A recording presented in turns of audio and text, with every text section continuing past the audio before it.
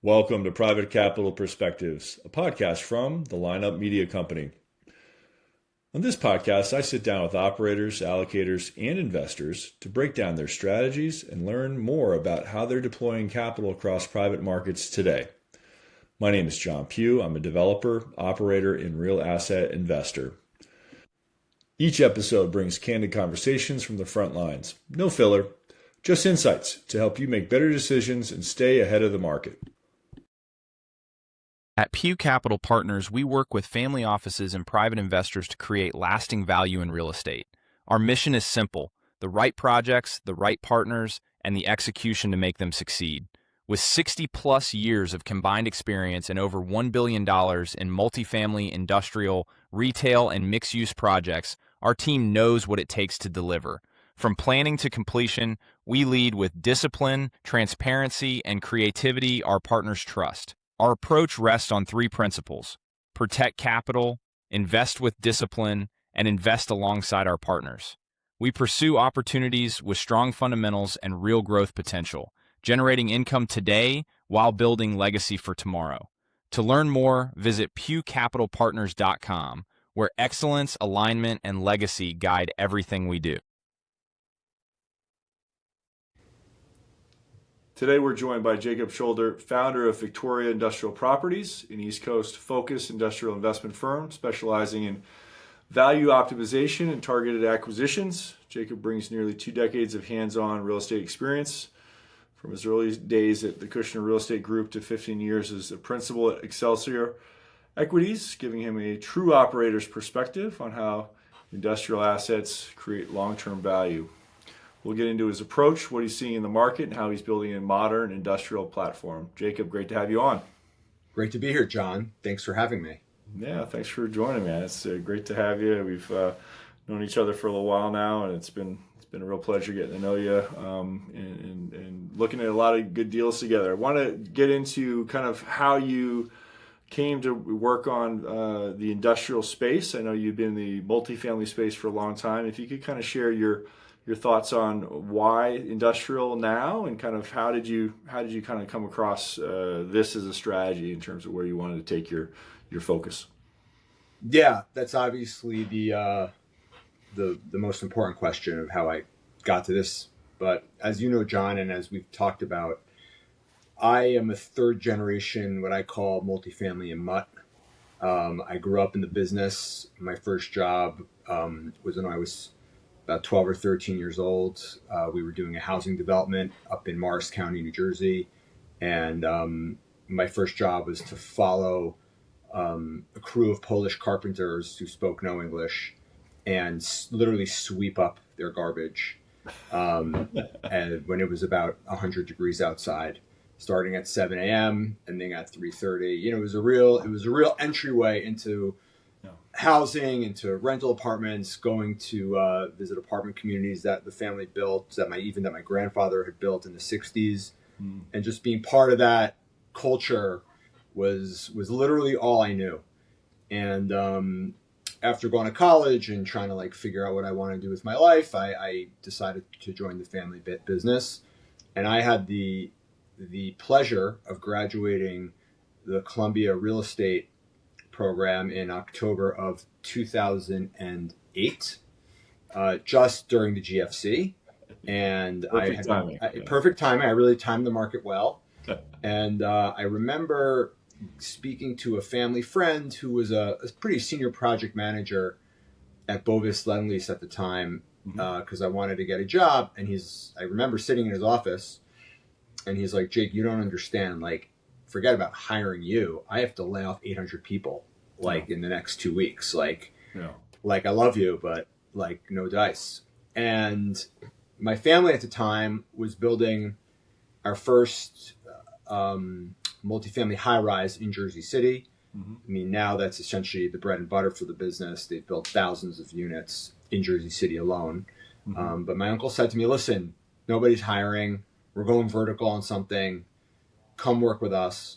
Yeah. And I got involved in a very junior project management role, literally the lowest guy in the totem pole. And I was doing that for about a year or two. And then a very, very close family friend, the guy I grew up with, had been a broker in the city selling like Class B, maybe some Class A office towers in the city. Mm-hmm. And he called me up one day, literally, like basically out of the blue. And he's like, Jake, listen, my business is dead. Like the world's cratering. What do you say we start a company? And I'm not gonna curse on the podcast, but I was like, okay, like great, but like what the F do we do? And he was like, we'll figure it out. That's literally the conversation. Like, we'll figure it out. So you went from this very long-term, very well-established family business, Cushion Real Estate, to hey, let's start something. Yeah, That's literally. I'll never forget where I was sitting in Jersey City when we had that, and that was 2008. It took us a year to identify a property, yeah, and we bought our first building. Coincidentally enough, it's the last building that we own. You know, from 2008 till about 2021, we had a business of about 1,000 multifamily, what they call workforce housing value add apartments, predominantly in Hudson County, New Jersey, okay, and a couple hundred units out in Brooklyn, in the parts of Brooklyn I'm not cool enough to ever live in. We bought this property, 24 apartments. We really kind of figured it out on the fly because we had no choice. yeah, And I was still working with my family, but there was kind of an understanding that I would eventually grow this thing. And a year later, we bought another building in a very management intensive asset, and I couldn't do both. And I told my family I was going to go, run this thing down. They were very, very supportive. And my uncle at the time, he gave me advice. He said two things to me that have really guided me and shaped kind of where I got to today. Is he said, there's nothing better than waking up in the morning, brushing your teeth and looking at the boss. And the other thing he said was, when you own a business, you play, and John can appreciate this. He goes, you're playing defense all day. yeah. He goes, when you own a business, you're just playing defense all day long. And the first comment was a little bit more optimistic and positive. The second one was just like the dark cloud showing itself. Prepare yourself. Yeah. Prepare yourself to just dig in. But it was very helpful advice because it turned out to be true. Yeah. So fast forward from call it 2010 when I left till call it the early 2013ish, early part of that decade. Mm-hmm. My partner and I, again, we grew this business, had about 1,000 apartments. Mm-hmm. We had an institutional backer that was a fund out of Australia, okay, and a high net worth group that was also out of Australia. How we got to Australia is a completely other story for part two for part two of the podcast. But we had this business, had like a real thing going on. And then I'd say about a year or two after that, things got kind of misaligned on several fronts with one of our partners. And my partner and I were just looking at the market. We thought things were kind of overheated, cap rate compression, and we decided to basically sell the company. And that took a long time because these are value add workforce housing apartments. These aren't 400 unit complexes out in rural or suburban sprawl. These are 40 unit buildings, 50 unit buildings. I think our biggest building was 125 units.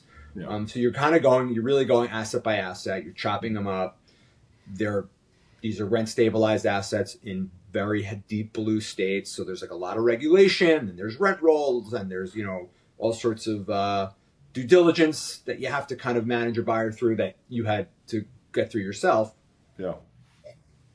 So those sales typically take a lot of time, and we were winding that down, and then as that was winding down, my uncle got a bugaboo for getting into multifamily value add in New Jersey, and I was like, amazing, that's great, like that's what I do.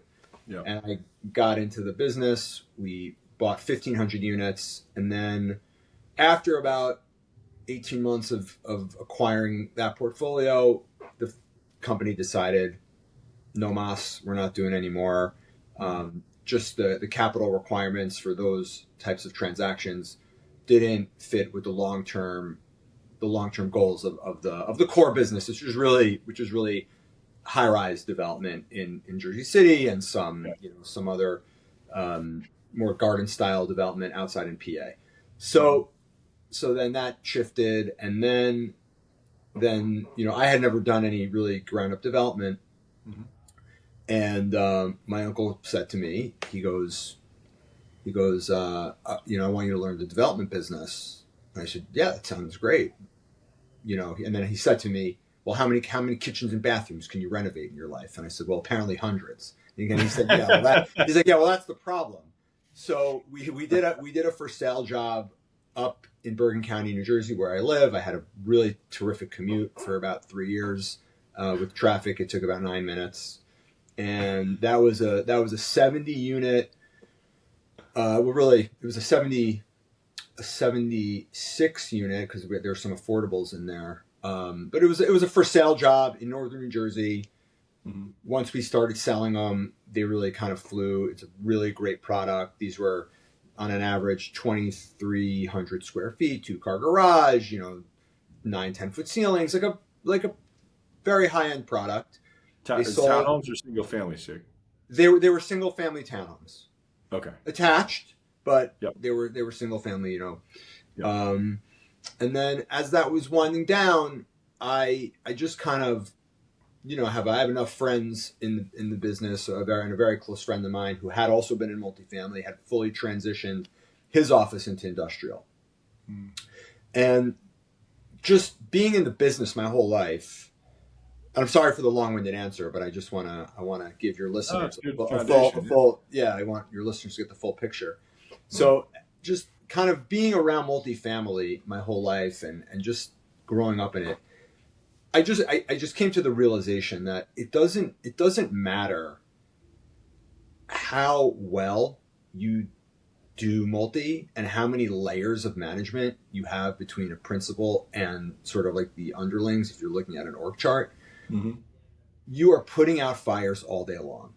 And I mean, the stories in the multi world are crazy. You're dealing with like people, and especially the assets. A lot of people, especially the assets that I was owning, which were in like tough, gritty urban environments. And I just was like, I'm at the point in my life where I don't think I could scale up quickly enough, do the things that are interesting to me enough in the geographies that I want to be in to like continue to get back into multi now for like the third or fourth time.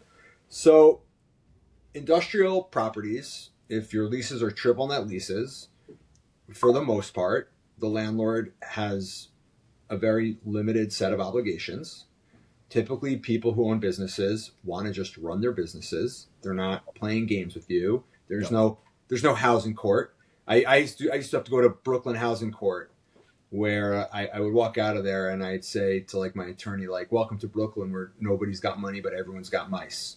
Because you'd get in front of the housing judge, and a person would, let's say, not have paid rent for almost a year, 6, 7, 8, 9, like an ungodly amount of time. And then the judge would say, so Mr. and Mrs. So-and-so, like, why haven't you paid rent?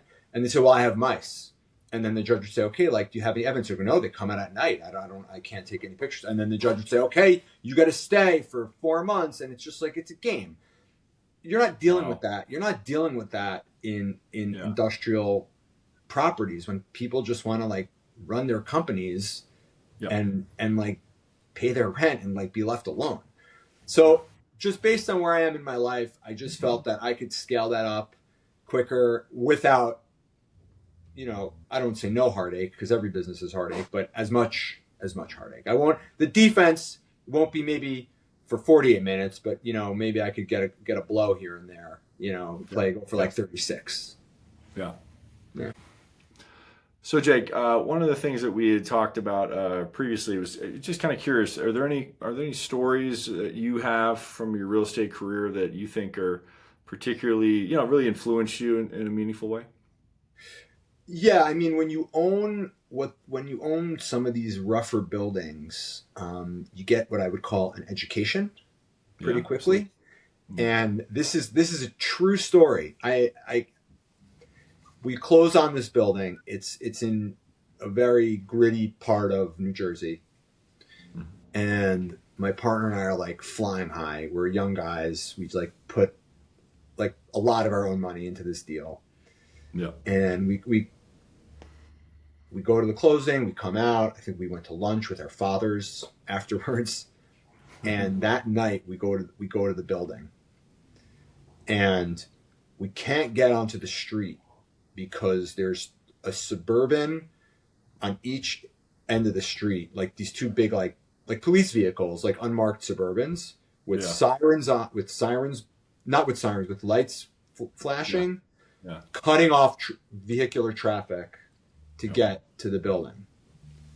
So we're like, this is weird. So we parked the car, and I'm 28 years old, and my partner was probably 25 or 26. He's a little younger than me. Yeah.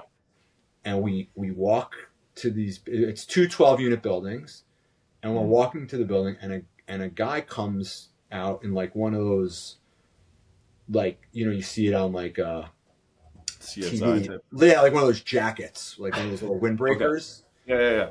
And he goes, can I help you, gentlemen? We said, yeah, we just closed on the building today. We're the new owners. Yeah.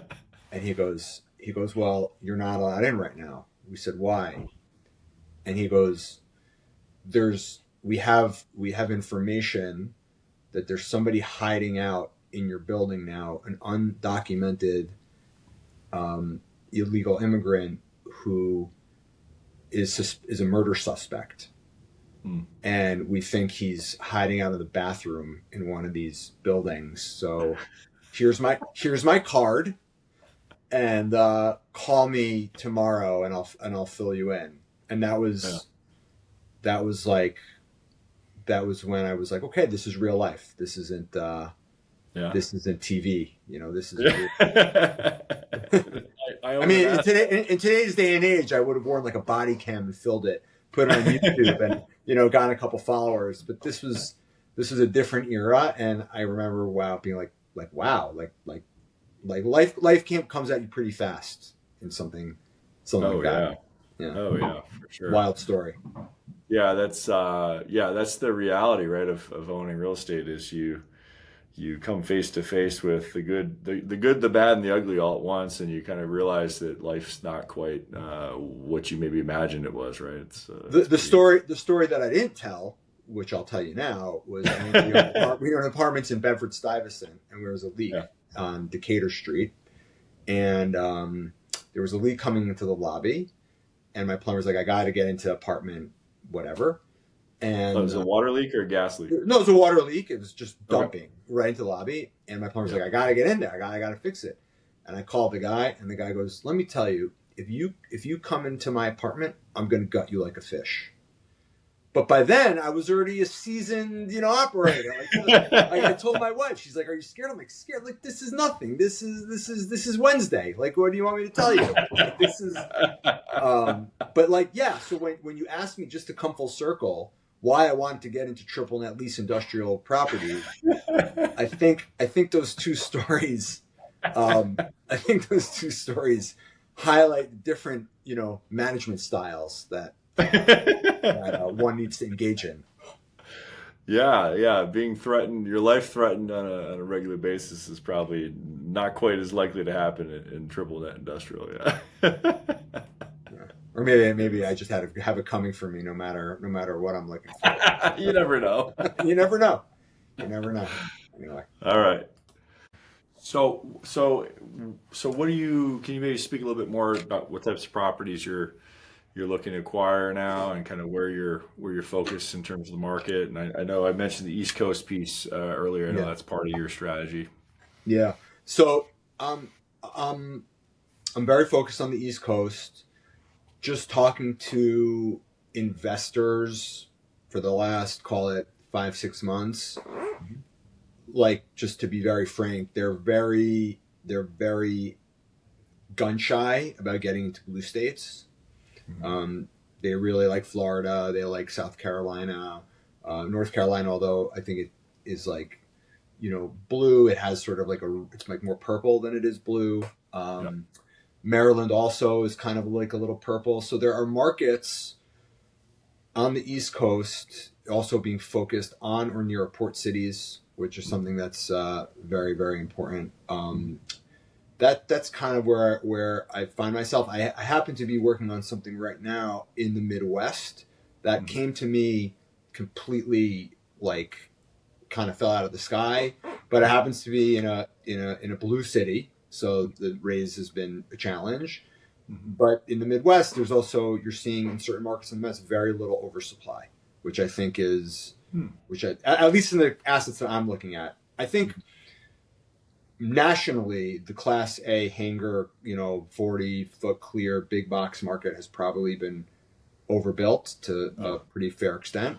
But I'm not really chasing that stuff. I'm chasing still more like the value add, B class, maybe even some C class buildings, value add, mark to market strategy. Those are the assets where I'm chasing, which is apparently I was right about something, because there's a lot of people in that market. There's a lot of institutional capital now in that market, and it's become like a real hot asset class.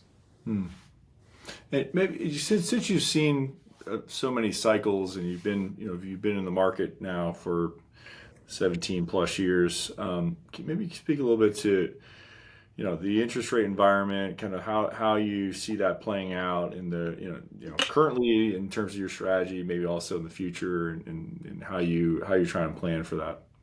So my old partner has like a piece of wisdom that I think is very prescient, and he says you don't want to buy and sell into the same market. So, for example, we have this last asset of ours. We're trying to sell it. We want obviously the maximum price. We're not in a rush. It's not like we don't have some LP burning a hole in our pocket. And interest rates, we think, are going to trend downwards. So we would rather wait on that front in order to maximize our price. What I am seeing a lot of in certain industrial markets is I'm seeing a lot of owners willing to hold paper at either competitive or perhaps even below market, which I'm not really sure I fully understand why. I don't think the oversupply is that bad. I don't think rents are getting decimated that like owner operators need to dump their properties. So it's like a quirk that I haven't fully grasped. I don't know if you have any insight on that, but in terms of it's like so on the one hand, you don't want to try to be too delicate and too smart about the interest rate environment. But on the other hand, it's like investing in stocks. Like, you can't time the market always. So if there's an asset that you like, you believe in it, and rates are whatever, but you think they're going to be whatever minus, I don't know. Typically you could stomach that and weather that storm. And it just like philosophically, the way I view debt is I'm almost, I don't say never worried about debt, but if you have a deal that you're chasing or that you have tied up, you could always get a debt deal. It might not be a good one, but you could get, there will be debt for you out there. Equity is always, I feel like it's always a challenge, but the debt markets, they never scare me to like dissuade you from doing something if there's an asset you really believe in. That makes sense. Yeah. I mean, I guess I'd speculate. You made the point about sellers taking paper back, and I would speculate some of them have held those assets for a really long time.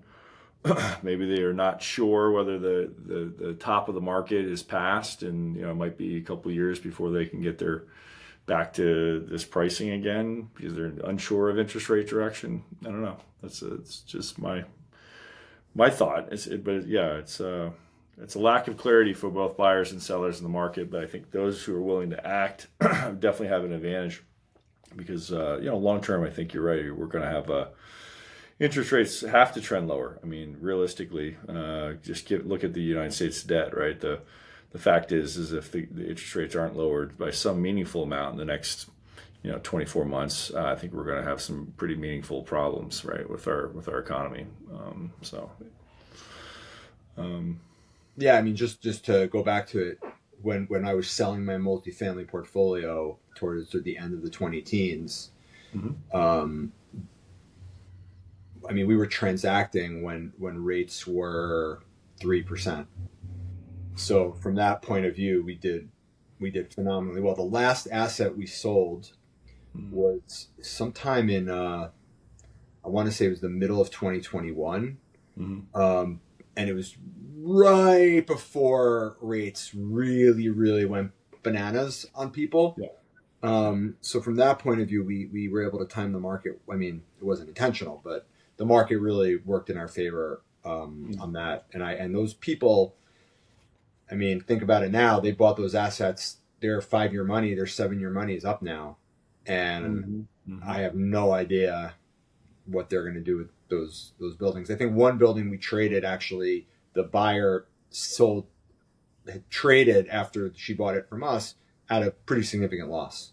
So, from that point of view, you gotta be careful. But I'd rather be buying now with rates probably trending down than buying, 5 years ago with rates probably trending up. That's just, especially as a value add operator, right? Because those deals by nature are very thin. So if rates move against you, and you, let's say, have a 3 to 5 year hold with some fund backing you, putting up 90% of the equity, you're never getting into your promote. So you're toast. Yeah. So specifically, what are the things around your experience as an operator that you feel are obviously coming from the multifamily space into this industrial space, where you feel like you have somewhat of an advantage? Meaning, how do you imagine? I know you're still in the process of acquiring properties and kind of just really, kind of working on getting those the right ones. You're still working on the first acquisition. Is that correct? Yes. For this new strategy? Yeah. Yeah. So where do you see yourself being able to add the most value as an operator in this strategy? So the answer is, I mean, I guess we'll find out. I've never owned an industrial property before, but in general, the nature of these assets, the management is very different. I have a vision of being a national operator. And when you're a national operator, there's two things you have to, until you're like a fully in-house, like real national company. But as a small N national company, what I have tried to do is cultivate local boots on the ground relationships, which is how you and I met, right? Yeah. With people who are in those markets. Sure. And then it's also just being a very macro level thinker, that's one thing that that's one thing I learned as I kind of got older, being in this really tough, gritty multifamily business, is I'm extremely hands-on, to the point where, my kids, when I ask them, why do they do their homework? I'm working smarter, not harder. Which I always hear, when they say that, it's always well, you're not working. So, and I was younger. And again, I got started on 24 apartments. If my partner and I didn't do something, it didn't get done. So what I will have to learn how to do, and what I think at this point in my life I will be able to do, is get out of the weeds on a lot of the real ground level stuff. And if I own a property in Tampa or in South Carolina or in North Carolina or in Baltimore, and I'm not there, now these are places I could get to within a couple hours. These aren't, it's not like flying to the moon, but like I will need to have people on the ground in those markets to really dedicate a lot of the day-to-day stuff. And my vision for myself is to just be on the macro level, managing everything from a bird's eye view. And I think that having that experience of being so involved will ultimately benefit me to think through problems at a higher level. So are you looking to partner, you mentioned kind of partnering with local boots on the ground. Are you looking to partner with a variety of operators, boots on the ground, or what you're thinking about strategy? Yeah, ideally, yes. Ideally, yes. You want people in the market who know the markets. But again, I've done so much research, and like I said, like any asset that I buy, if it's in New Jersey, I'll be there every week. If it's not in New Jersey, I'll be there every month, on the regular, just to kind of get to know it a little, get to like learn the asset and really kind of, one thing, this is like a little bit of like might sound a little weird, but like even in buildings that I owned in Brooklyn, they could be on the same block. Every building and every asset has its own character. Yeah. I'm talking, you could be on I was on St. Mark's Avenue. I was at 624 St. Mark's Avenue and 770 St. Mark's Avenue. And the difference between those two buildings was night and day. And every building has its own rhythm, has its own vibe. And I'm excited to re-engage in assets in that way. So how are you going to push things forward in 2026? Is there anything specific to 26 that you feel like is going to be key to kind of getting you mentioned there's a potential acquisition in the Midwest. That sounds like that's pretty taking your attention now, but are there other things about 26 that you're excited about that you're so there's effectively like two lines of business that I want to get into. One is sort of a generational view on build a generational portfolio of assets that has value add, but then you could maybe like recapitalize it once getting through that and owning it long term, and really like build a portfolio for myself, eventually maybe give it to my children, or really have something that I could own for a decade plus, and maybe sell that off at some point, whatever, like that's a conversation to have tomorrow. That that was my initial intention when I started looking, but I'm finding that is those are hard raises to do. They just are. Typically 1031 money is attracted to that. Yep. But again, 1031 money has its own set of challenges, and 1031 people are also kind of, looking for the right fit. So that was my initial intention.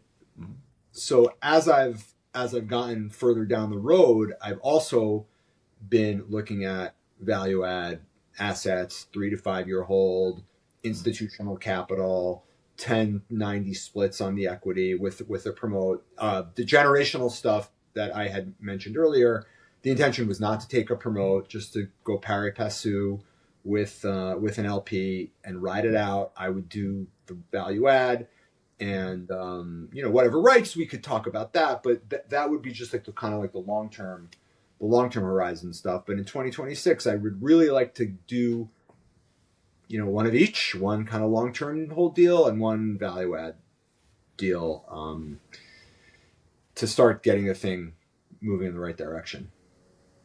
Nice. You mentioned a little while back that there was a small bay conference that you went to, you found particularly useful and interesting. Are there any other specific resources you've kind of come across that you think are good for the listeners to know about? Listeners should sign up to the Small Bay email. They have a LinkedIn page. John, I think I looped you into it. Yeah, sure, I can share it. It's great. It comes out like 3 times a week. Complete happenstance. This is a true story. The conference was in the middle of November in New York. The first one they ever did. And I get in after sitting in like an hour and a half of traffic getting into the city. And I'm standing outside of the men's room, and there's a guy next to me, and I just start talking to him, and he is the owner of the Small Bay email list, and we talked for a long time before we were moved on, and should I say his name? I mean, Matt. Sure, His name's Matt Hunsucker from North Carolina. Matt, if you hear this, it was great meeting you. They're doing another event in March, I think, in Atlanta. Mm-hmm. And I got to say, I've been to real estate events my entire career. Yeah. This was the best real estate event I had ever been to. It was focused. It was not big. One of the things I really liked about it was, you go to a lot of networking things, and more than half the people are 75-year-old cranks who are complaining about when they bought property in 1975 for, $1 square foot, and they can't understand how people are still doing deals, and they don't, they hate this and they hate that. It was a focus group of young professionals plus who are in this like new exciting asset class of small bay industrial, and it was really helpful. So anybody who's listening to this who is looking to learn more about small bay industrial, you can look them up on LinkedIn and find their email list. It's just a nice little network. Great event. Great job, Matt. Cool. Yeah, we'll share that with the listeners, definitely in the show notes. One last serious question: do you think the Knicks have any chance of making the playoffs this year? What do you think? I like how you said it's a serious question. I'm actually disappointed you didn't start with that. I mean, who cares what that is? The Knicks will. If they don't make the playoffs, I mean, they should just quit the NBA. Do you think the new coach has a shot of lasting more than 2 years? I guess is the bigger question, right? Yeah, no, he has a shot. I think. The last night's loss. I have had no quibbles with him, really. The one thing they have to fix is their 3-point defense is abysmal. It's abysmal. I think going into last night they were 29th in the league. It's a joke. Not having OG for the next couple weeks is obviously going to hurt them. But even when he was playing, their 3-point defense was really bad.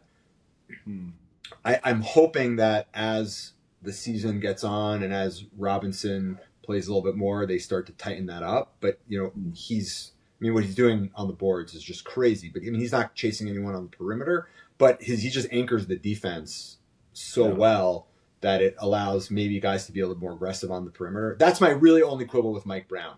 He's not. They missed a bunch of free throws last night. They had good looks last night. Players play and coaches coach. Who's your all-time favorite Knicks player? Patrick Ewing. Ah, okay. Me too. Okay. We're the same age. That makes sense. Yeah. He was one of my favorites for sure. Well, what's the best way to connect with you, Jake, and follow you as we kind of wrap things up? What's the best way to connect with you? I'm on LinkedIn. I do have a website that you could put an email inquiry there, but really the best way is find me on LinkedIn and message me directly, and I will get back. I get back to everybody. It's I hope a good quality of mine that I get back to anybody. So if they want to talk business, they want to talk hoops, I'm here for it. Sounds great. Thanks so much for joining us today, Jake. All right, John. Thanks a lot. All right.